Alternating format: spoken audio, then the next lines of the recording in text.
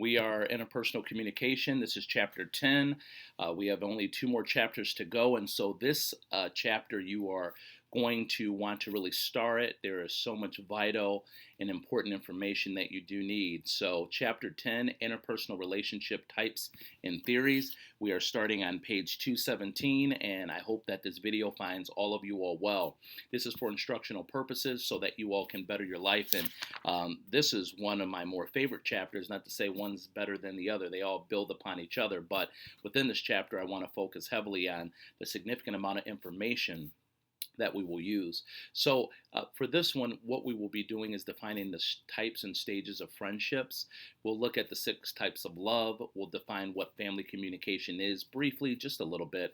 We'll look at the powerful nature of mentoring. We'll define online relationships, and we'll also summarize the theories of attraction and social exchange theory, etc. Okay? So by definition, a friendship is a relatively close interpersonal relationship we have with someone. This can be online or face to face that is interdependent, mutually productive, and mutually regarding. So I'm here to say that I apologize if you have 1,000 or 5,000 TikTok followers. Not all of those people are your friends. Same thing with Facebook, Twitter, Instagram. Same thing, you've got 1,000 phone numbers in your phone. Those people are all not your friends, okay? Studies show us that we really have less than 4 friends that meet these 3 criterion, okay? So they have to be interdependent, meaning you and that individual rely on each other. You're mutually productive, meaning you give something, he or she gives something to you, and you mutually regard the relationship as being the same, okay? So there's 3 types of friendships, okay? You have reciprocity, receptivity, and friendship by association. This friendship, the first one, reciprocity, is a friendship characterized by loyalty, self-sacrifice, mutual affection, and generosity. This is based on equality. So you'll see this a lot in relationships where each individual shares in the benefits and the rewards of the friendship. You have receptivity, okay, where there are different needs. This type of friendship may develop between a teacher and a student or a doctor and a patient, okay? This is where someone's the primary giver and someone's the primary receiver. Can also look at this from a parent aspect too as well. And no, it doesn't mean you're friends with your children. Okay, we're not going there. And then lastly, friendship by association, which if you're in a classroom right now, all of you all who are sitting there are friends by association, okay? Which more specifically means that, you all work at, Starbucks, you all work at Amazon, wherever you may work, you're friends by association, okay? Before reading any further, I want you to examine your own friendship choices.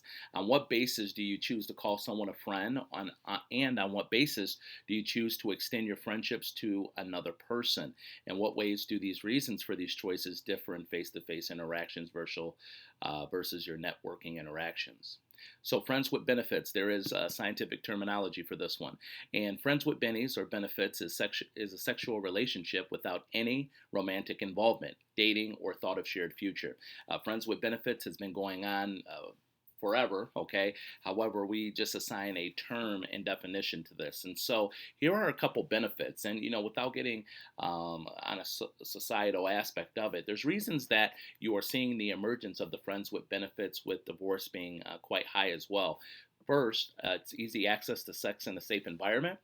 There's freedom of commitment. So, you're trying to live your best life or do you.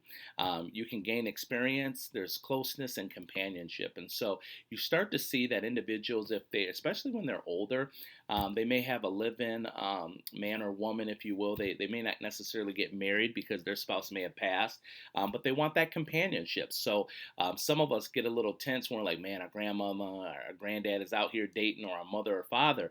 When you have to think about, you're grown yourself. We all need some type of companionship for the most part.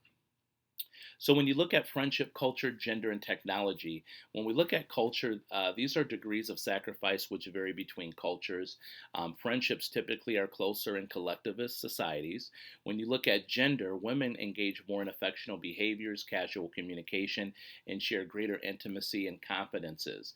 Men's friendships are built around shared activities. So guys, we're going to go to the football game, we're going to go golfing, we're going to go hiking, Women look, they may share it about experiences about the kids or going shopping, etc. And again, we don't want to be stereotypical, but we're just calling it how these different genders look at it and sexes. So technology is a major part of relationships today. You're ever reliant where there's unique advantages such as network convergence. So more specifically, if you start a new job, people are going to want to know who you are, and so they'll try to Facebook stalk you, find you on any type of social media. We have seen recently that people have lost their jobs because of the things that they have said on social media. So you have to be very mindful of the things that you do and say. So there's six types of love. I'm sorry, you want to star this slide. There's six types of love. All of us, and yes, you can be one of these at different points in your life or your career. The first type of love is where you value beauty and sexuality. So when you think about your romantic interests, are you someone who thinks about, he or she has to be this?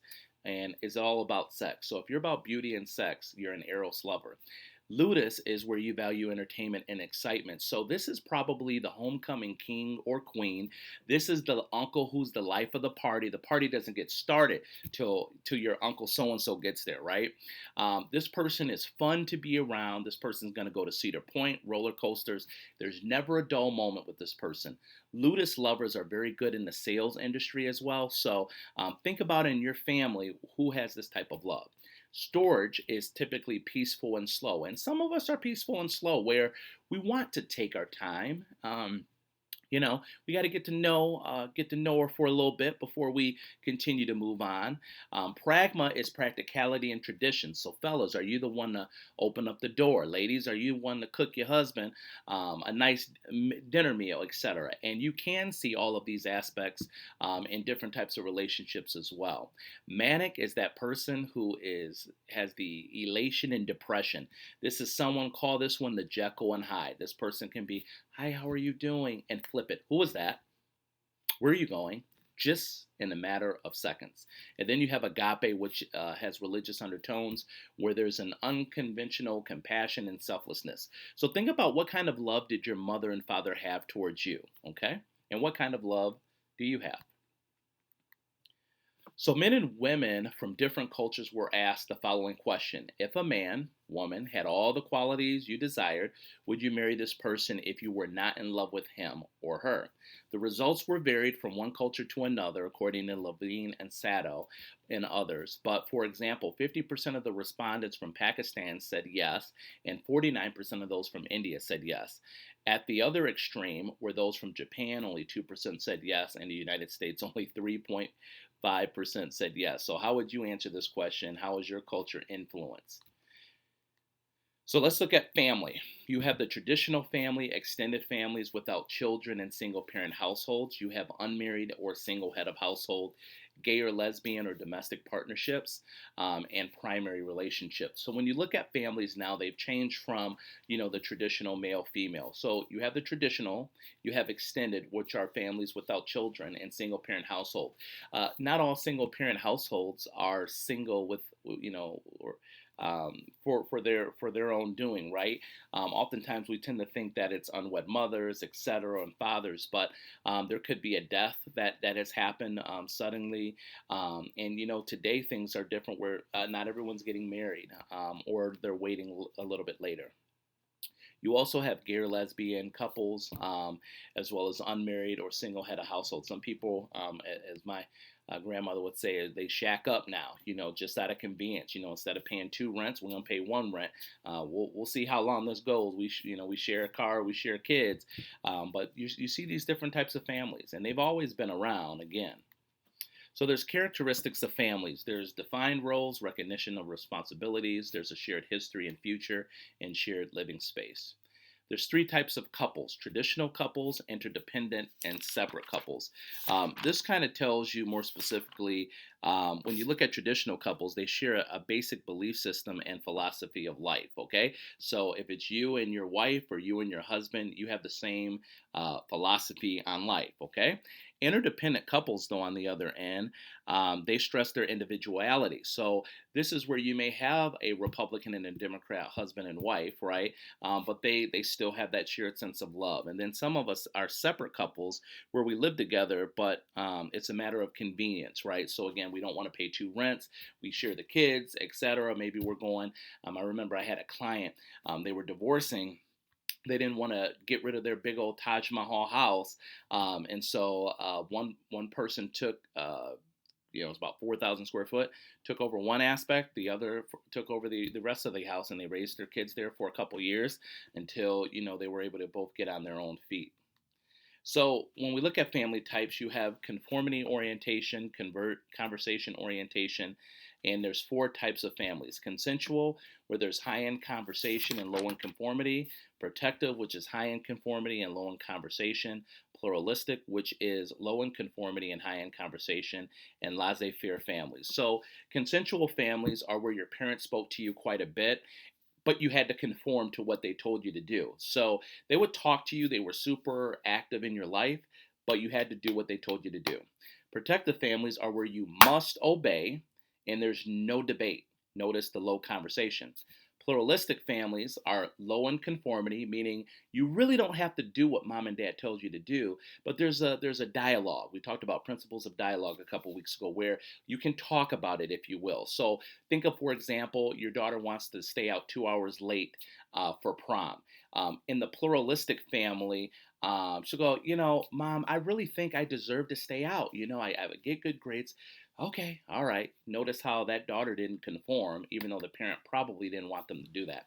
And then laissez-faire is essentially low in confirmation, meaning your parents weren't really conforming to you, and I want to be sensitive to this, and I don't want to elicit negative emotions, but maybe some of our parents weren't confirming to us and acknowledged us, and there's very low conversation. You go to your room, he or she goes to their room. When everybody's in the house, there's 8 people that live in the house, and everyone goes to their own quarters. And it doesn't make one better than another. So television families are in many ways like real families and illustrate the different types. So we get our family thoughts from TV sometimes. When we look at mentoring relationships, this is an experienced individual who helps train a less experienced person, which could be a mentee or protege. This is frequently done online for flexibility today, and it involves a one-on-one relationship between an expert and novice. Romantic relationships at work. Workplace romantic relationships have advantages and disadvantages. So they're often prohibited, but most organizations have rules for what they deem as acceptable and not acceptable. When we look at tweeting and blogging, you notice this is getting people losing their jobs today. But in essence, tweets are public between a tweeter and a follower. Blogging is where there's the greatest value in creating dialogue and information with a personal slap for specific audience. So there's bloggers on all aspects of all these social issues, these political issues that are going on.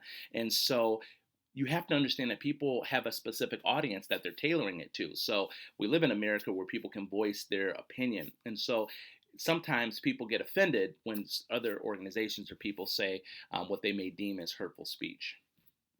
So social or workplace networking. Social media networks specialize in personal or business purposes, but rules govern them. So you need to be positive, stop being so negative, don't impose on people, limit or avoid promotional material, and follow norms of a specific group. Attraction theory. So these are relationship theories as we get ready to wrap up. Attraction theory. Attraction theory states that attraction increases when you're attracted to those who are similar, nearby, or who reinforce your ideas and who think you're attractive. So what this means here is that if you are a Democrat, you probably are not going to be attracted, not in all cases, to someone who's a Republican or Libertarian. Same thing too as well. If you're from the South and you from the country, okay, when you look at a Northerner or someone from New York, you may look at them as being a Yankee. That may not be what you're attracted to. So you're attracted to people who are similar to you, so same race, same religion, political affiliation. They're nearby to you, so whether you live in Jackson, Ann Arbor, and who also reinforce you and think you are attractive.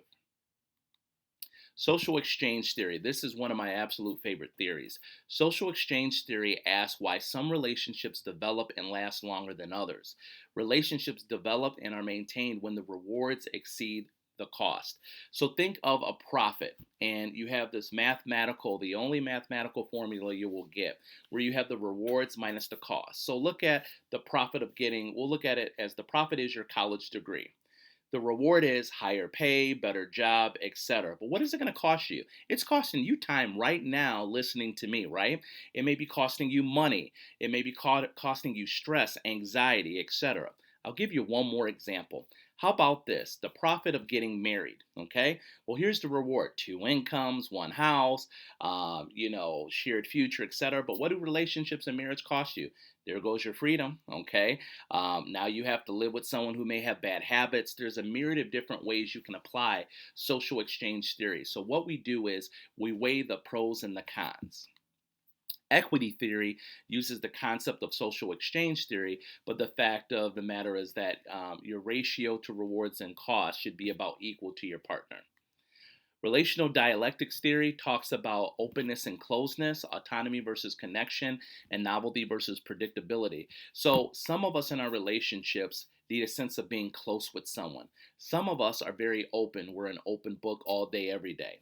Autonomy means that for some of us, remember I gave you the example of going to a restaurant by yourself. Some of us just want to do us and go out by ourselves, meaning we want to be autonomous. However, some of us can't even go get the mail without our significant other or someone because we're nervous. And I want to be sensitive to that because I get it.